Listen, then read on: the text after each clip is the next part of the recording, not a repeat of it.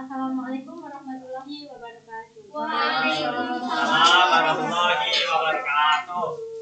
Sebelum memulai pelajaran, ketua kelasnya memimpin berdoa. Baiklah teman-teman, marilah kita berdoa. Berdoa mulai. Amin. Berdoa selesai. Sudah siap belajar ya anak-anak? Sudah Bu. Siap, Bu. sudah. Di sini akan membagi modul dulu.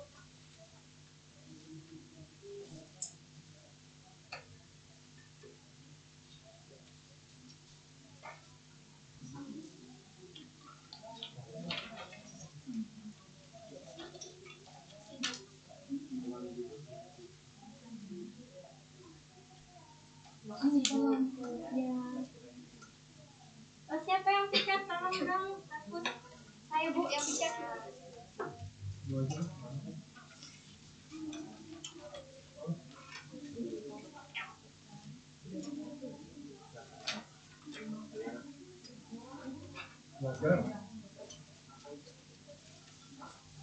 Sudah kebagian modulnya ya? Sudah Ibu. Kita akan belajar mengenai perkembangan ekonomi.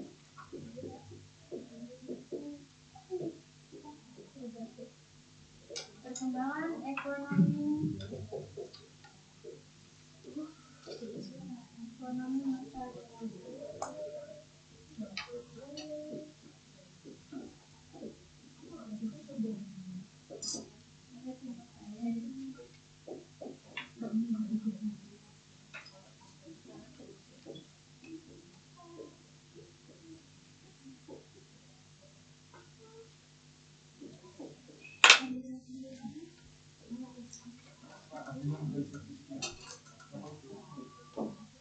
kelihatan ya? Kelihatan Ibu. Nah, bagian kita mengenai perkembangan ekonomi pada masa demokrasi terpimpin tahun 1959 sampai 1965. Perkembangan ekonomi ini yang pertama yaitu pembentukan Dewan Perancang Nasional.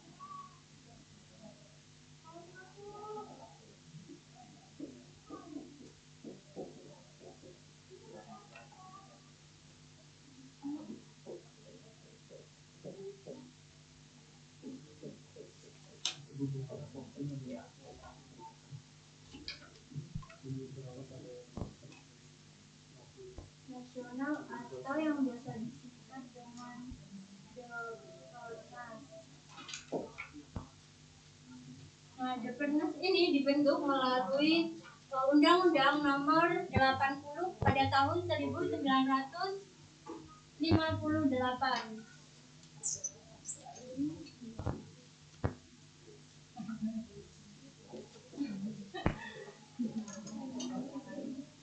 Undang-Undang Nomor 80 tahun 1958. Nah, disahkan di Jakarta pada tanggal 23 Oktober 1958. Nah, tugas dari Dewan ini adalah menyiapkan Undang-Undang Pembangunan Nasional yang berencana serta menilai pembangunan tersebut. Nah, pembentukan Dewan Perancang Nasional ini diketuai oleh Muhammad Yamin.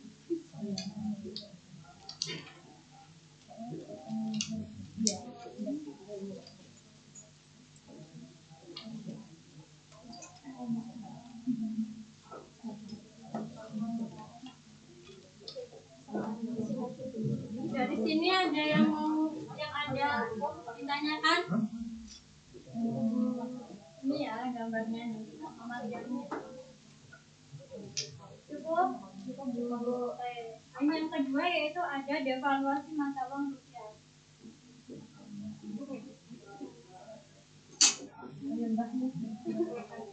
Ya Om.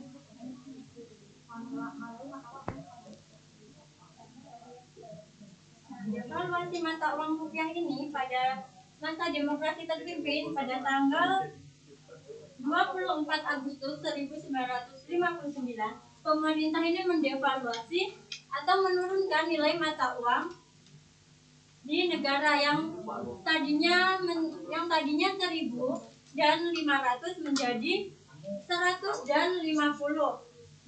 Pemerintah ini juga melakukan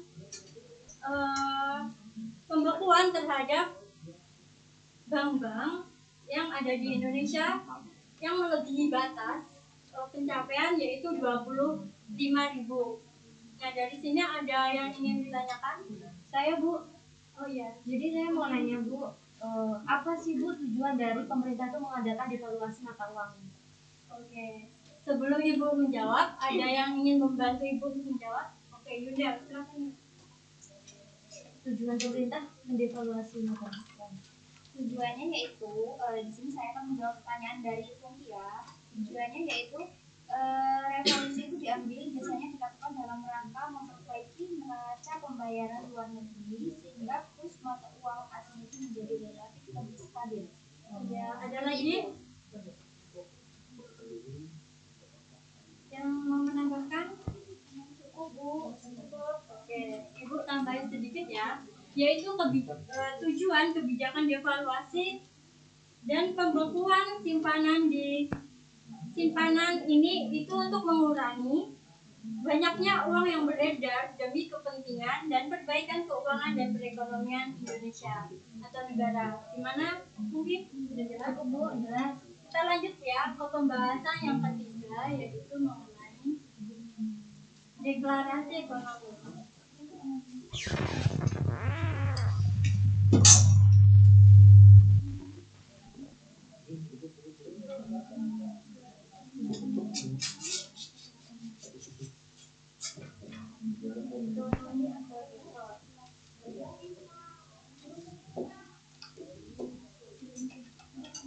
Kalian sudah punya modul kan?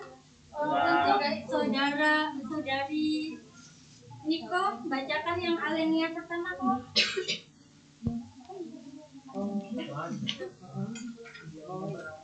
Alinea pertama. Pembentukan Dewan Perancang Nasional. Ya. Tugas Dewan ini adalah menyiapkan rancangan undang-undang pembangunan nasional yang berencana serta menilai pelaksanaan pembangunan tersebut. Dewan ini diketuai oleh Muhammad Yamin. Yang C kok, yang C. Deklarasi Ekonomi. Pada tanggal 28 Maret 1963, Presiden Soekarno menyampaikan Deklarasi Ekonomi atau DEKON di Jakarta. Tujuan utama DEKON adalah untuk menciptakan ekonomi nasional yang bersifat demokratis dan bebas dari imperialisme untuk mencapai kemajuan ekonomi. Pada bulan September 1963, Presiden Soekarno menunda pelaksanaan DEKON dengan alasan sedang berkonsentrasi pada konfrontasi dengan Malaysia. Nah, ini Presiden Soekarno sedang mendeklarasi itu tadi ekonomi di Jakarta ya. Dan Soekarno mengapa dia menunda DEKON dengan alasan sedang berkonsentrasi dengan konferensi Malaysia itu mengakibatkan harga barang-barang naik mencapai 200 sampai 300%. Nah, pada tahun 1965 sehingga pemerintah mengeluarkan kebijakan untuk pemecahan mata uang lama diganti dengan mata uang yang baru. Ini ya, kelihatan kan? Kelihatan dulu. Oke. Penggantian mata uang lama ini dibarengi pada kenaikan BBM. Nah, jadi masyarakat dan mahasiswa itu turun ke jalan untuk mendemo pemerintah. Gitu. Ada yang mau ditanyakan dari tiga materi ini?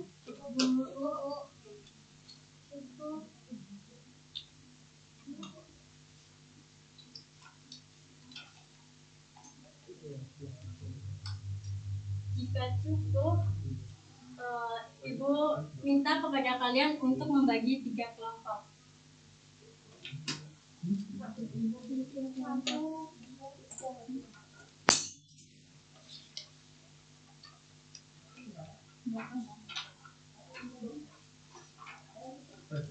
Nah, perwakilan kelompok maju dong buat ngambil amplop. Aku aja maju. Boleh nggak? Isinya uang apa-apa. Soal dong. Kalau uang nanti kesenangan kalian. Alhamdulillah dapat amplop. Ini Eli tolong Angpau. Mau ini bu gimana? Iya. Ini kayaknya udah diampunya ya, Bu Oh ya. iya. Iya dong Bu. Kan saya cantik, jadi bagus. Anaknya? Oke, Ibu beri waktu 2 menit. Kalian bekerja sama dengan kelompok kalian, jangan bekerja sama dengan kelompok yang lain ya. Karena di dalam amplop itu soalnya berbeda, nanti jawaban kalian juga menyeleweng kemana-mana. Iya kayak begini. Siap Bu.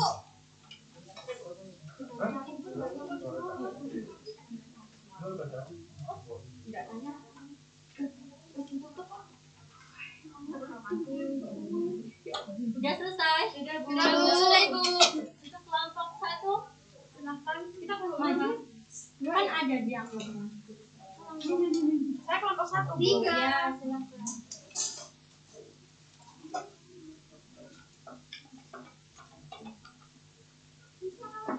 Jadi teman-teman di sini saya akan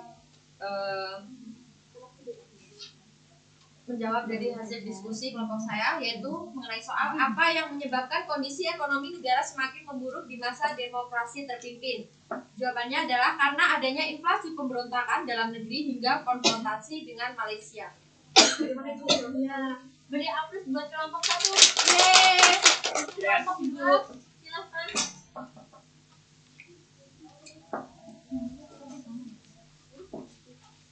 Baik, di sini saya dari perwakilan kelompok 2 yang mendapatkan soal mengapa pada masa demokrasi terpimpin keadaan ekonomi Indonesia sangat parah.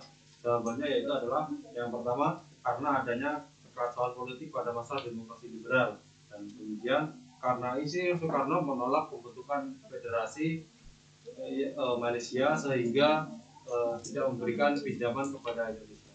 Oke, cepat Iya. sekali. Beri aplaus untuk kelompok 2. Kelompok 3. Tapi akhirnya harus manis.